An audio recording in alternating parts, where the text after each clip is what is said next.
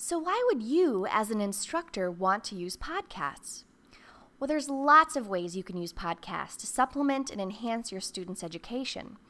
For one, it allows both you and your students to share information when you're not with one another. This can involve you providing course content for students if they miss class, or give you an opportunity to help students prepare for an exam. If your class relies heavily on the spoken word or performances, podcasts can be a huge tool. You can record talks, vocab or foreign language lessons, music performances, interviews, and debates. Even if your class relies more on the written word, you can certainly get creative with how you incorporate audio and video content into your students' experience. What about having the students record pen pal letters with students from other universities? Or have your students publish their final projects as a multimedia presentation? The possibilities are endless. According to openculture.com, here are the 25 most popular education podcasts. Now, as you can see, the majority of them are foreign language podcasts because, as you can imagine, listening to lessons from a native speaker is a great way to learn another language. If you want to take a look at some popular education podcasts to start getting ideas about how you want to make your own podcast, feel free to visit not only openculture.com, but also sites like Podcast Alley. Podcast Alley lists hundreds and hundreds of podcasts, education-related, along with everything else you could possibly make a podcast about, and separates them into genres, ratings, and provides forums, blogs, and other social media outlets that you can use to research podcasts.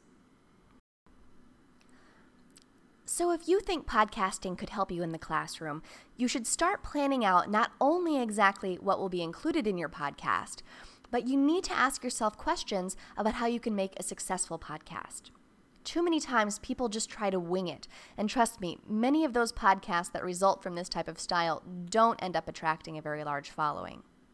So what exactly do you need to decide before launching into the more specific planning phases of podcast creation? Well, you first need to understand that your podcast will be the most successful if you target a specific audience. Now, obviously, your audience will consist of your students, so you've got that covered. Next, you need to ask yourself some key questions, like, why are you doing this?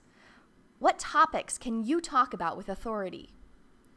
Will your students want to listen to you? How often can you or will you produce your podcast? And how can you bring your students back for each podcast? Fortunately, you have the option of making the podcast mandatory with possible quizzes to accompany them to ensure a high podcast participation rate. However, maybe you won't require for them to be mandatory, or maybe you just want your podcast to be extra fun and exciting for the sake of keeping your students as engaged in the material as possible.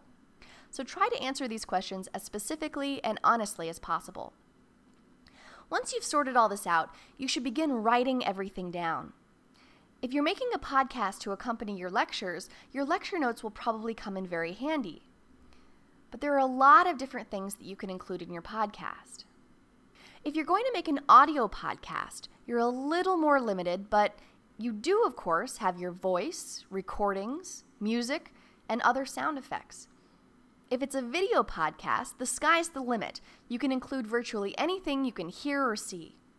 In addition to the things I just mentioned, you can also include videotaped recordings, video footage from other sources, pictures and graphics, graphs and charts, PowerPoint presentations, etc., etc. In this workshop, you can choose between creating either audio or video podcasts. Depending on your comfort level of spontaneous delivery, and assuming you'll be doing your own voice recordings from the majority of the podcast, you may approach your organization of your material in a variety of ways.